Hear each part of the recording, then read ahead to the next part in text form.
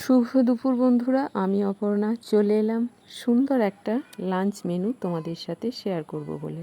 তো আজ কি বানাচ্ছি চলো দেখে নেওয়া যাক।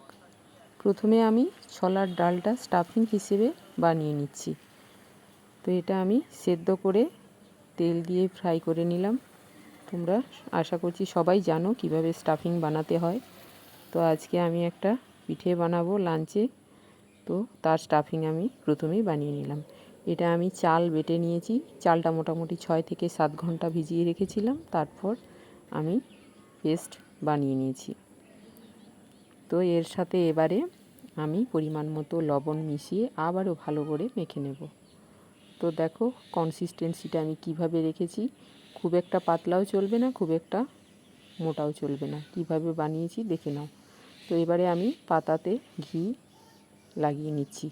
এটাতে আমাকে বেটু হেল্প করে দিচ্ছে।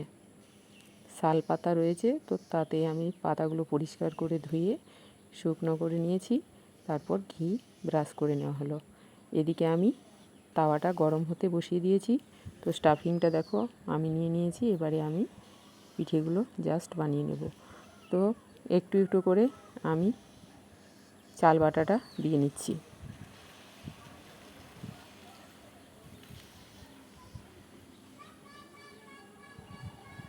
তো এবারে উপর থেকে জাস্ট মাঝখানটা বরাবর আমি ওই স্টাফিংটা দিয়ে নিচ্ছি। তো দেখো আমি কিভাবে মাঝখানটা একটু হাত দিয়ে সরিয়ে সরিয়ে আমি স্টাফিংটা দিয়ে নিলাম সবগুলোর উপরেই। তো এবারে আমি জাস্ট দুটো হাত দিয়ে চাপ দিয়ে আমি পাতাগুলোকে মুড়ে নেব। দেখো কিভাবে মুড়ছি। সবগুলো একইভাবে রেডি করে নিয়ে আমি তাওয়াতে বসিয়ে দিলাম।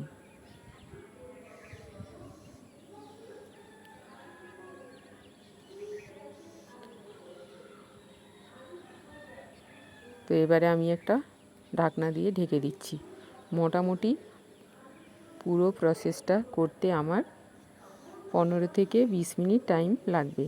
তো একদিকটা আমি হয়ে গেলে পরে আবার অন্য দিকটা আমি উল্টে দেব। দুটো দিকেই কিন্তু সমানভাবে সেঁকে নিতে হবে। এক্ষেত্রে কোনো তেল ঘি কোনো কিছুই লাগবে না, আমি গরম তাওয়ার উপরেই এগুলো দিয়ে সেঁকে নিচ্ছি। দেখো জাস্ট ছেড়ে ছেড়ে এসেছে, তাহলেই বুঝে যাবে যে পিঠেটা রেডি হয়ে গেছে। দেখো কতটা সুন্দর হয়েছে, পাতার গায়ে একটু কিন্তু লেগে থাকছে না। তো এই দেখো আমার তৈরি হয়ে গেল ছোলার ডালের পিঠে। তো চলো আমি লাঞ্চটা সেরে নিই আর তোমরা ভিডিওটা দেখো।